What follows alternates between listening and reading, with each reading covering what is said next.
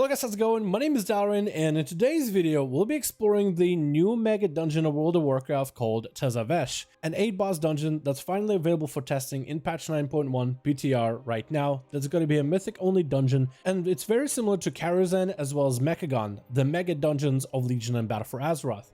8 bosses, pretty massive rooms, and most likely going to be separated into 2 separate Mythic Plus dungeons at a later time, maybe in the following patch. In this video, we're going to take a look at some of the bosses of Tezavesh that are done on Mythic and talk about some of the different mechanics to watch out if you do end up running this dungeon. But also, I just want to show you guys off some of the zones of Tezavesh, some of the different environments that you are to look forward to, and just show you off this spectacle of a place, as it's definitely one of the more mysterious and unique places that we have seen before in World of Warcraft. First of all, what makes this dungeon different than others is it actually has vendors, even auctioneers. And it looks like this is an actual functioning auctioneer. I thought maybe Blizzard added this NPC auctioneer with key items, but no. This is some of the stuff that players put up on the auction house, and this is something that's actually usable. It makes you think that Tezavesh, the dungeon, is also supposed to be a zone. And I've heard from a couple people saying that it is true. As of right now in PTR, we can't access Tezavesh except by going into the dungeon. Not confirmed, but could totally see Blizzard add even more vendors into Tezavesh, maybe even specific profession vendors, and maybe even add a secret for World of Warcraft inside of Tezavesh. It's a place full of mystery, and I feel like it'll be the perfect place to add some kind of a secret mount to earn by going inside and solving a bunch of puzzles, kind of like players used to do in other expansions.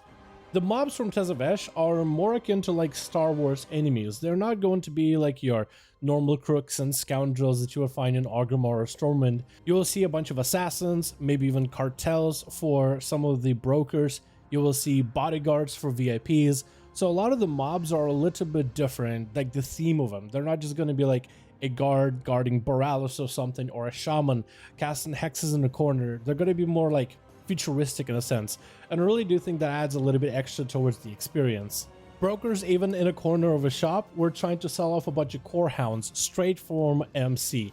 These guys have even a debuff that's very similar to the core hounds of MC, a curse that lasts 15 minutes, and they keep reapplying it over and over.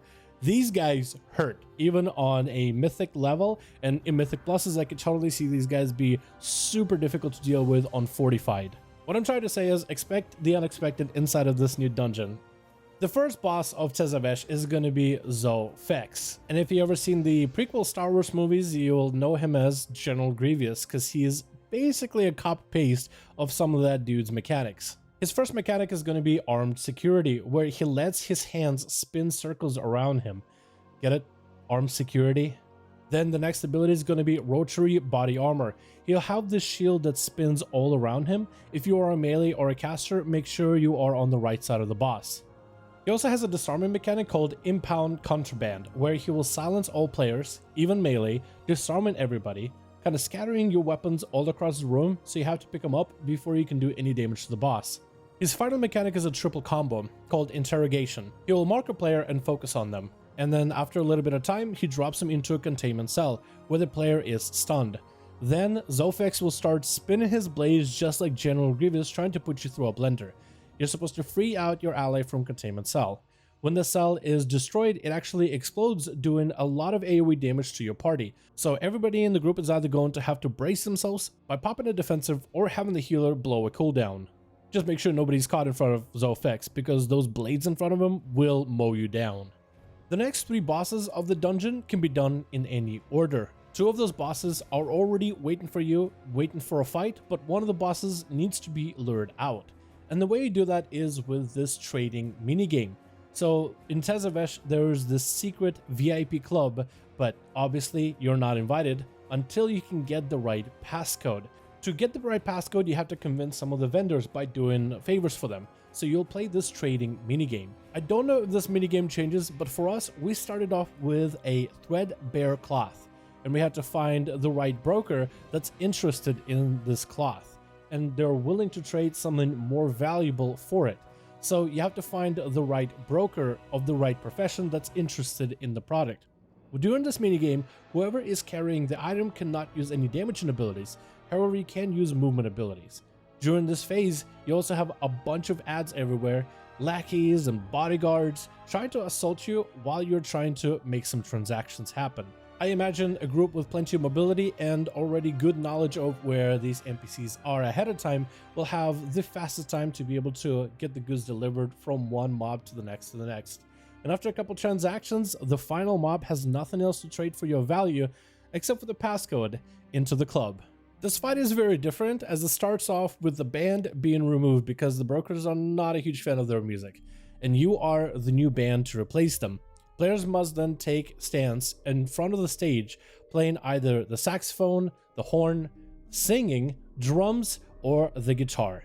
I will be honest, the fight itself doesn't actually work properly and it seems to be pretty buggy, but the idea is you're supposed to take the stage and then use the extra action button, depending on your instrument, to play the notes in the correct order. If you're able to play them correctly, you should be able to grant a buff for everyone in your party.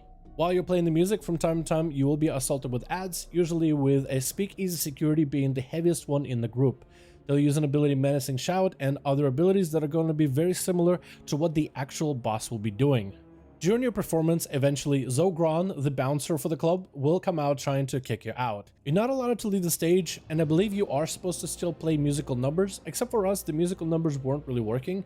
It wasn't enough to make us fail the dungeon, but you are supposed to maintain quite a hefty damage buff, haze buff for your party if you're able to perform musical numbers properly. Zo'fex got a couple different mechanics, but nothing too crazy. Suppression Pulse is going to force everybody to spread out and get away from the boss, otherwise you risk doing AoE damage to each other. His next ability is Crowd Control. He'll raise his shield, blocking all attacks and range projectiles in front of him, and at the end of his channel, he'll actually knock enemies backwards with his shield. He's going to keep wailing on the tank with Security Slam, which is just going to be a bunch of physical damage, which most likely will be pretty rough to deal with on tyrannical weeks. Finally, the last ability, Menacing Shout, will be an interrupt if he ends up casting it while you're mid-casting your spells. This ability also ignores armor, so I imagine on higher Mythic Plus keys, this ability is going to do quite a bit of damage, whether you are a tank, DPS, or healer. Though Menacing Shout is pretty easy to interrupt, and I don't think you'll need more than 2 melee in order to be able to comfortably interrupt the boss.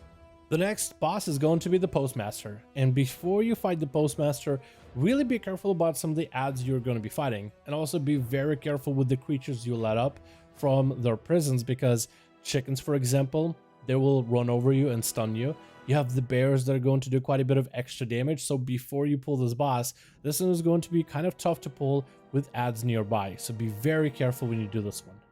Postmaster fight is very much an AoE fight, as in you will take a lot of AoE damage if you are not careful. He doesn't really hit the tank super hard, but the group is definitely going to take a bit of a beating. First ability we see is Hazardous Liquids. He'll activate a central mailing portal, which will scatter all these vials all over the room. If players catch it, they'll take a dot that can be dispelled. If, however, the vials are not caught, they will create a puddle that will slowly grow. The other ability is going to be Money Order. Very similar to BOD Opulence boss, you'll have to stack together in order to split the physical damage that this ability does. Then we have a healer ability for Fan Mail. The boss will simply spin around in AoE, doing damage to everybody in your group. I can imagine higher Mythic Plus keys, this guy is going to hit quite a bit. And finally the big one, Unstable Goods. The boss throws around all over the place goods that are rigged to explode. If you let him tick out, that's going to be a massive AoE damage that's practically unhealable at its current rate, so in Mythic Pluses, it's an easy one-shot. As a player, you can walk up to these explosive goods, but if you end up throwing it on the floor, it'll also trigger the explosion. The only way to avoid the explosion is to throw it to another player. And as players, what you have to do is you have to find the vent somewhere in the post room that's taking the mail outwards. There's 4 of those vents, and you have to find the one that's channeling by looking at the animation of it. If nothing is going with a vent and the lights around the entrance are red, that means it's offline. But if the lights are blue and there is a flow of air around the vent, that means it's safe to deposit your unstable goods. You take the unstable goods, throw them in the active vent, making sure that it doesn't hit the ground. Otherwise, as every other mechanic, big AoE damage. Then we have the 4th boss, which is called the Menagerie. The Menagerie consists of 3 mini-bosses that you fight, and all the mechanics of all the other mini-bosses continue on outwards. The first mini-boss is Alcrux. His main ability is going to be Gluttony, where he marks a player with a blue swirl. While you stand next to your allies, you'll damage to them, so whoever has the Gluttony needs to stay away. When the Gluttony debuff expires, it is transferred to the nearest player.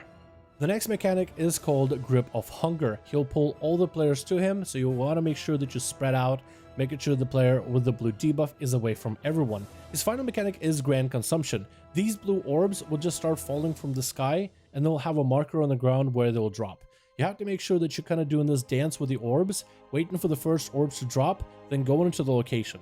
Getting hit by any of the orbs damages you and heals the boss. But this first guy wasn't too difficult. The second mini boss, and I'm gonna definitely get this name wrong, Achillite? I'm not really sure, but his first mechanic is going to be Purification Protocol. He'll affect 2 players with this massive orb, and you gotta make sure you basically run away from other players so you don't damage anybody. It is a mechanic that's also dispellable, so make sure you got some immunities or your healer gets you covered. Then we have Flagellation Protocol, where he'll encase himself in a shield and just start pummeling the tank. Do enough damage to break the shield in order to stop Flagellation Protocol.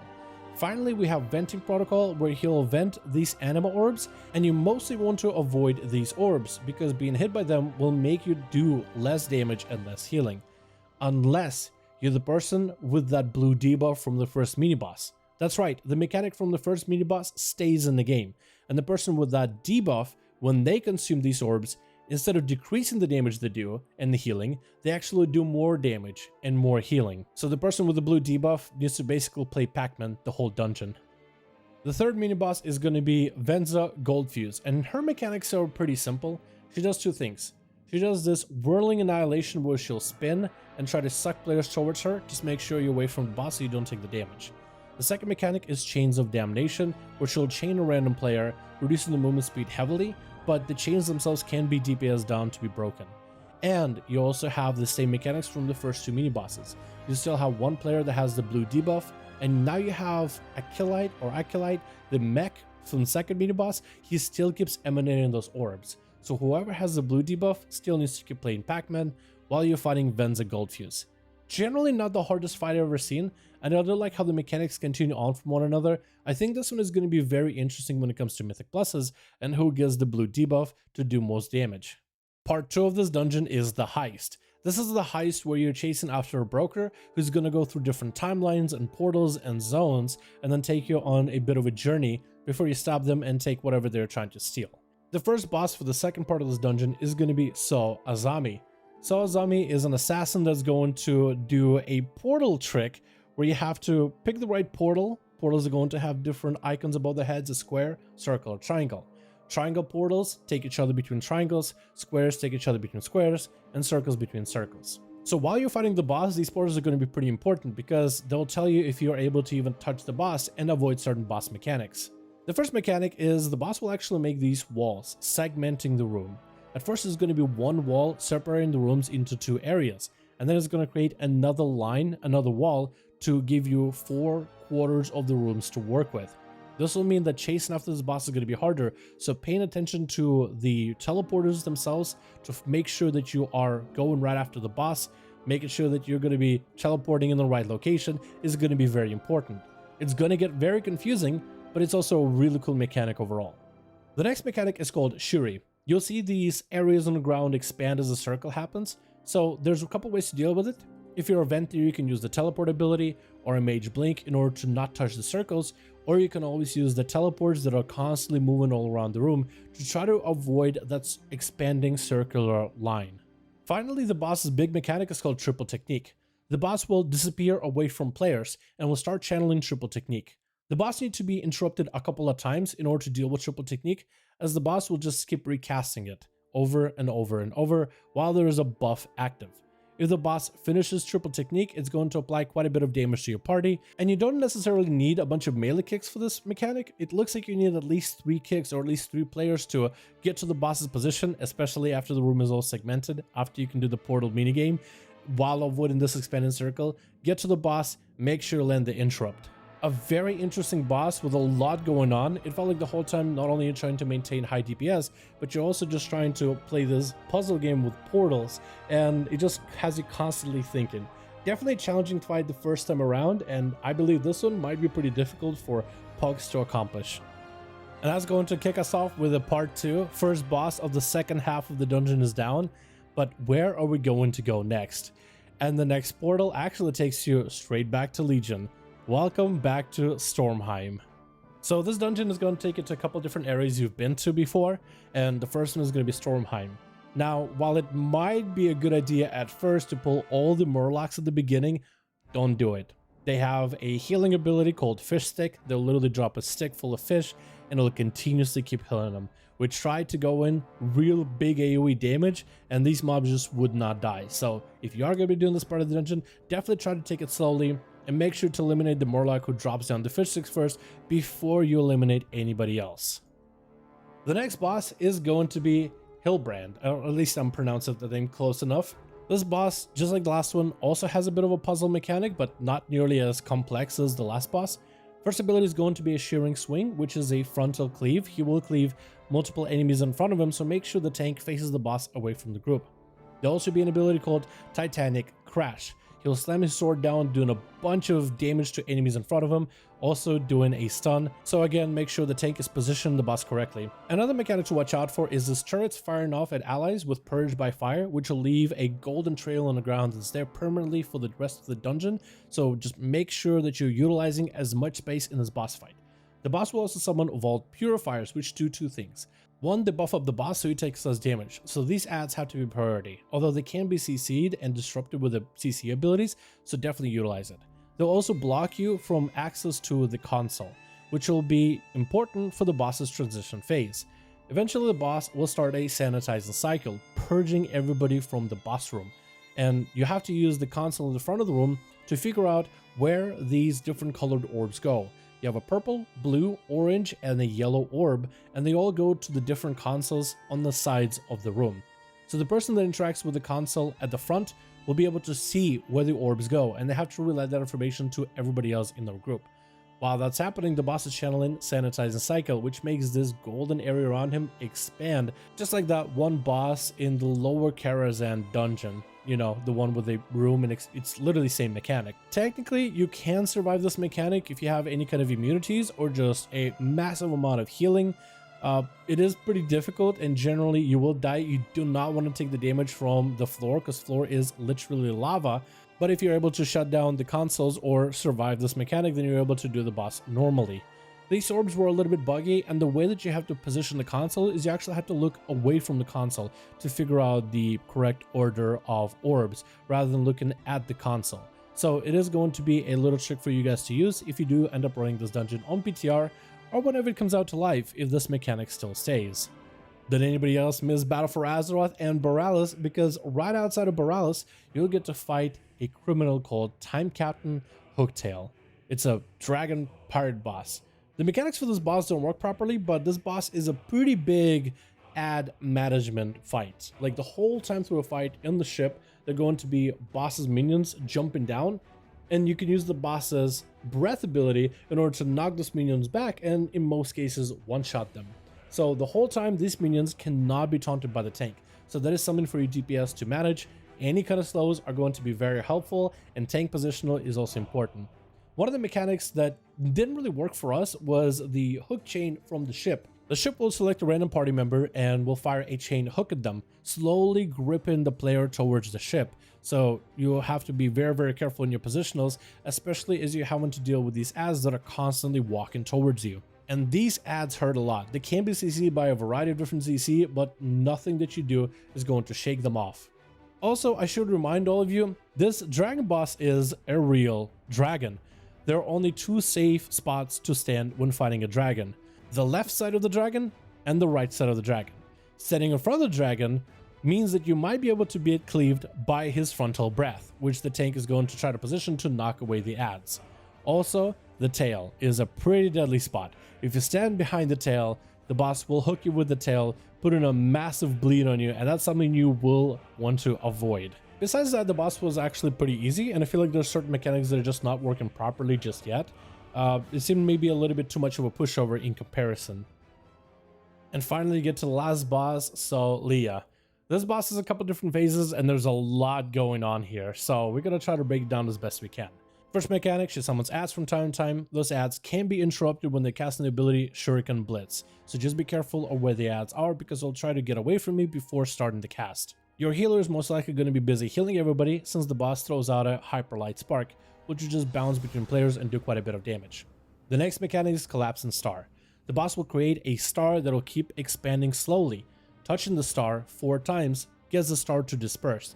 However, every time you touch the star, it puts a debuff on all of your allies, doing quite a bit of dot damage. Managing the stacks while also making sure that the star is dealt with is going to be very important. When you get the boss to about 20-30% health, the boss transitions and transforms into stage 2. From time to time, the boss will link herself to the relics on the ground, and making sure to run her beam through all the relics disables these relics. This part of the mechanic didn't really do too much damage to us, but I imagine Mythic Pluses, if these beams cross and hit multiple players multiple times, it could be the end of your story. The biggest thing you want to watch out for in part 2 is energy fragmentation, where the boss will touch one of the relics, causing it to disperse energy, kind of just firing away these bolts that will keep knocking players. And if you're unlucky, you can literally keep getting knocked over and over and over, unable to do anything and just take the damage to the face. Just like before, Collapsing Star is a mechanic that you'll have to watch out for, but now you also have to be very careful with Hyper Light Nova. The relics in the boss are going to emanate this powerful field around them, and if you're caught inside of it when it explodes, it's just going to do a ton of damage. Either on a timer or with certain health percentages, the boss is going to empower themselves with the relics, and just like the first time you had to break the boss out, you have to stand in front of the relics to make sure that they are disabled. Do it too slowly and the jolts that she fires through you are going to eventually stack up, so then the party just takes way too much damage that they can handle. And this phase basically continues like this, back and forth, with the group having to manage your zones, manage the knockbacks, manage the debuff with the Collapsing Star and the explosion effect, while everything is happening at the same time. And if you can manage all those mechanics all at once for this second phase, which ends up being quite taxing on the healer and the group composition in being able to rotate your defenses and being very careful not to put up the debuffs on each other way too much, because the damage is really spiky for this boss. But if you can manage all these mechanics all at once, you're basically done the dungeon. It's actually really cool. I enjoyed this boss as probably my favorite one at the very end. In terms of the Megadungeon, I really think they saved the best for last. There's a lot of mechanics and they're pretty challenging on their own. And I cannot wait for this place to become Mythic Plus accessible at some point in future of Shadowlands. In terms of all the rest of the bosses, there's a lot of cool mechanics. Some are simple, some are really complex, maybe even overly complex that I don't even know if pugs will be able to really do them properly. Like the 5th boss with the walls and the portals, I don't know how pugs are going to be able to figure that one out at all. But the rest of the fights, maybe for the second to last boss, the Dragon Pirate boss, I'm not quite sure how I feel about that one. I think there's certain mechanics for that boss that aren't working properly just yet, but if Blizzard can fix it up and get it to all function as it's supposed to, then I think we're going to have ourselves a very exciting mega dungeon to play with in 9.1. I want to thank you guys so much for joining me in this video exploring Tezavesh. Let me know your thoughts in the comments below. What do you think about this dungeon? And what do you think about some of the different bosses? How do you like the aesthetic? And do you think Blizzard did a good job with this or not? At least in comparison to Legion Karazhan, as well as the Battle for Azeroth Mechagon. Let me know all your thoughts down in the comments below. But thank you guys so much for checking out this video. I do hope you guys enjoyed this walkthrough through the early version of Tezavesh. This dungeon is most likely going to have a couple different mechanical changes, maybe even visual changes before it comes out. But as the dungeon stands, I think it's actually in a more or less playable state on PTR, which I think is a good thing, minus a couple mechanics that didn't really seem to work completely properly. But for the most part, it's a full-blown experience. Thank you guys so much for watching. I do hope you guys enjoyed. And as always, I'll see all of you guys in another video.